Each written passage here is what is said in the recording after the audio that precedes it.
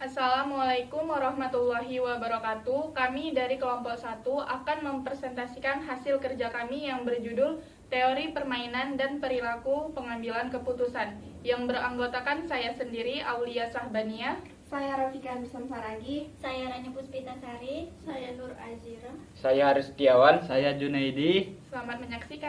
Saya akan mempresentasikan tentang review jurnal yang pertama yang berjudul Pengambilan Keputusan dalam Perilaku Organisasi.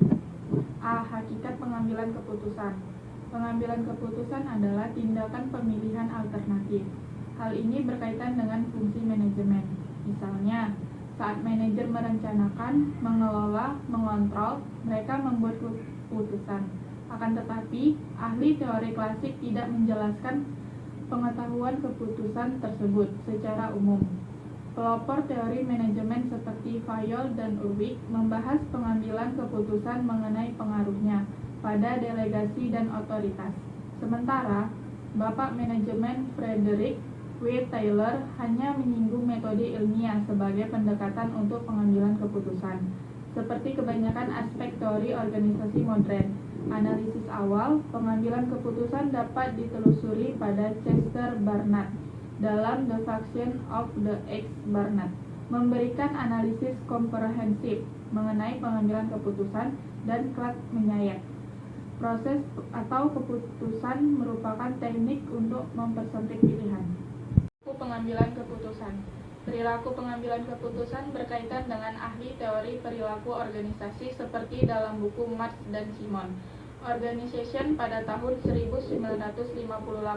Tetapi bidang tersebut menjadi lebih menarik dengan topik seperti motivasi dan tujuannya, dan menekankan berkurangnya pengambilan keputusan.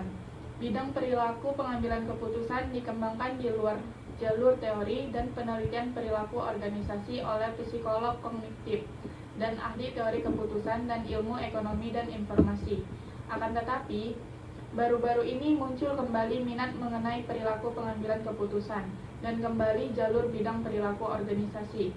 Meskipun teori pengambilan keputusan klasik berjalan dalam asumsi rasionalitas dan kepastian, tetapi tidak begitu halnya dengan teori keputusan perilaku. Ahli teori perilaku pengambilan keputusan sependapat bahwa individu mempunyai keterbatasan kognitif, kompleksitas organisasi dan dunia secara umum menyebabkan individu bertindak dalam situasi ketidakpastian dan informasi begitu ambigu dan tidak lengkap. Kadang-kadang resiko dan ketidakpastian ini menyebabkan pembuat kepuhisan organisasi mempunyai keputusan yang diragukan atau tidak etis. Lihat contoh aplikasi OB. Mengikuti persaingan atau tersingkir. Dikarenakan ketidakpastian dan ambiguitas, sejumlah model pengambilan keputusan telah ada selama bertahun-tahun. Dasar dan titik awal untuk menganalisis berbagai model perilaku pengambilan keputusan adalah tetap mempertahankan tingkat dan arti rasionalitas. Rasionalisasi keputusan. Definisi rasionalisasi yang paling sering digunakan dalam pengambilan keputusan adalah bahwa hal tersebut merupakan rencana tujuan. Jika sebuah rencana dipilih untuk mencapai tujuan yang diinginkan, maka keputusan dikatakan rasional. Tetapi, terdapat banyak komplikasi untuk tes rasionalitas yang sederhana. Pada awalnya, sulit untuk memisahkan rencana dari tujuan karena yang nyata mungkin hanya merupakan rencana untuk tujuan di masa depan. Ide ini umumnya disebut rangkaian atau hierarki rencana tujuan. Simon menunjukkan bahwa hierarki rencana tujuan merupakan rangkaian yang jarang terhubung dan terintegrasi sepenuhnya. Hubungan antara aktivitas organisasi dan tujuan akhir kerap kali tidak jelas, atau tujuan akhir tidak sepenuhnya dirumuskan, atau terdapat konflik internal dan kontradiksi antara tujuan akhir atau antara rencana yang dipilih untuk mempertahankan tujuan. Model perilaku pengambilan keputusan. 1. Model rasionalitas ekonomi. Model ini berasal dari model ekonomi klasik di mana pembuatan keputusan sepenuhnya rasional dalam segala hal, berkaitan dengan aktivitas pengambilan keputusan. Kedua, teknik rasional modern. ABC, EFA, dan MFA, baru-baru ini teknik akuntansi dan finansial tradisional yang berdasarkan model rasionalitas ekonomi telah mengalami perubahan radikal. Misalnya, perusahaan terkenal seperti Daimler Chrysler, Union Carbide, Hewlett Packard, dan General Electric telah beralih ke jenis akuntansi yang baru untuk mengelola biaya dengan lebih baik. Mereka menggunakan activity based costing atau disebut ADC. Secara tradisional, akuntansi mengidentifikasi biaya menurut kategori pengeluaran atau misalnya gaji, supply, dan biaya tetap. Contoh pemikiran rasionalitas ekonomi tradisional yang digunakan oleh pembuat keputusan manajemen adalah teknik Financial Economic Value Added atau EVA. Akan tetapi, dalam EVA biaya semua kapital ditentukan, misalnya biaya kapasitas ekuitas atau uang yang disediakan pemegang saham adalah biaya kesempatan atau apa yang dihasilkan pemegang saham dalam apresiasi dan dividen harga jika mereka berinvestasi pada perusahaan yang sama. Model sosial pada sisi yang berlawanan dengan model rasionalitas ekonomi adalah model sosial yang digambarkan psikologi. Sigmund Freud memandang manusia sebagai sekumpulan perasaan, emosi, dan naluri dengan perilaku yang dipandu oleh keinginan yang tidak disadari. Secara jelas, jika ini merupakan deskripsi yang lengkap, maka orang akan tidak dapat membuat keputusan yang efektif. Gaya pengambilan keputusan. Yang pertama, gaya direktif. Pembuat keputusan ini cenderung lebih efisien, logis, pragmatis, dan sistematis dalam memecahkan masalah. Pembuat keputusan direktif juga berfokus pada fakta dan menyelesaikan segala sesuatu dengan cepat. 2. Gaya analitik. Pembuat keputusan gaya analitik mempunyai toleransi yang tinggi untuk ambiguitas dan tugas yang kuat serta orientasi teknis. Jenis ini suka menganalisis situasi. Pada kenyataannya mereka cenderung terlalu menganalisis sesuatu. Yang ketiga, gaya konseptual. Pembuat keputusan gaya konseptual mempunyai toleransi tinggi untuk ambiguitas, orang yang kuat, dan peduli pada lingkungan sosial. Yang keempat, gaya perilaku pembuat keputusan. Gaya perilaku ditandai dengan toleransi ambiguitas yang rendah, orang yang kuat dan peduli lingkungan sosial. Gaya keputusan. Penelitian menunjukkan bahwa pembuat keputusan cenderung mempunyai lebih dari satu gaya dominan. Pada umumnya, manajer mengandalkan 2 atau 3 gaya keputusan, dan hal ini akan bervariasi menurut pekerjaan, tingkat kerja, dan budaya.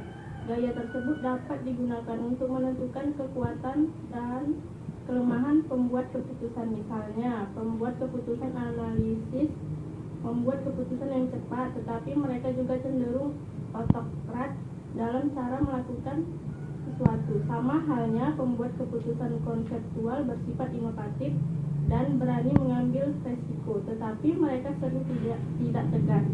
Gaya ini membantu menjelaskan mengapa manajer yang berbeda membuat keputusan yang berbeda setelah mengevaluasi informasi yang sama. Secara keseluruhan, analisis gaya pembuat keputusan berguna dalam memberikan pemikiran mengenai bagaimana menghadapi berbagai gaya pengambilan keputusan. Teknik pengambilan keputusan 1. Teknik partisipatif. 2. Teknik keputusan kelompok. 3. Teknik Delphi. 4. Teknik kelompok nominal. Perilaku pengambilan keputusan berkaitan dengan ahli teori perilaku organisasi. Bidang perilaku pengambilan keputusan dikembangkan di luar jalur teori dan penelitian perilaku organisasi oleh psikolog kognitif dan ahli teori keputusan dalam ilmu ekonomi dan informasi. Akan tetapi, baru-baru ini muncul kembali minat mengenai perilaku pengambilan keputusan dan kembali ke jalur bidang perilaku organisasi.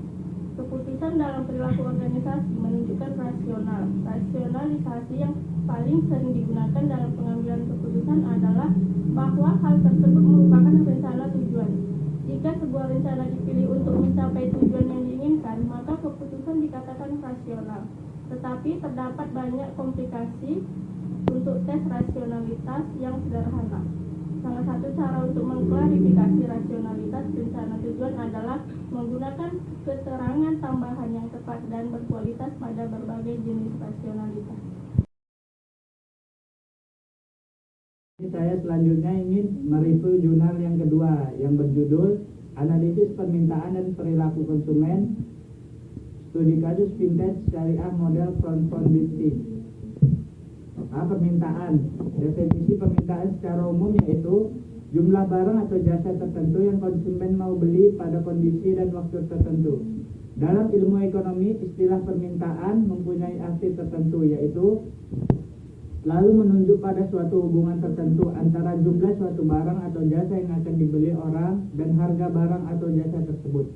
Permintaan adalah jumlah dari suatu barang atau jasa yang mau dan mampu dibeli pada berbagai kemungkinan harga selama jangka waktu tertentu, dengan anggapan hal-hal lain tetap sama atau ceteris paribus.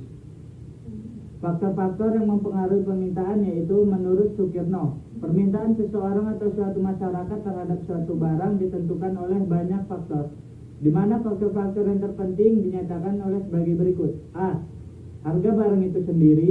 B. Harga barang lain yang berkaitan erat dengan barang tersebut. C.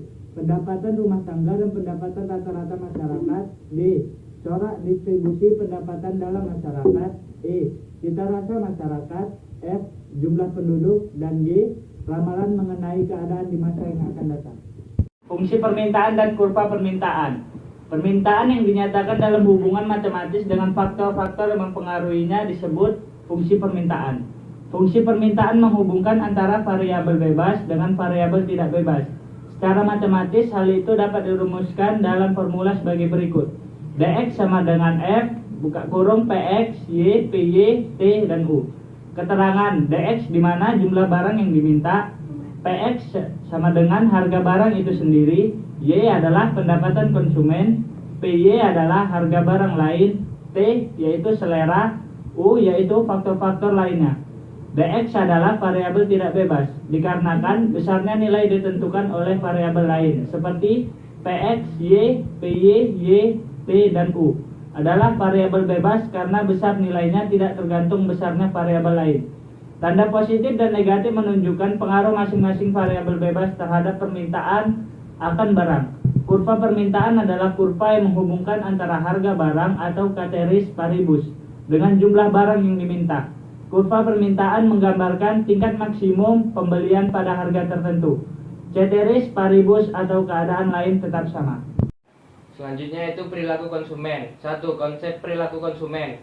Kebutuhan dan keinginan konsumen sangat bervariasi dan dapat berubah-ubah karena adanya faktor-faktor yang mempengaruhi konsumen dalam melakukan pembelian.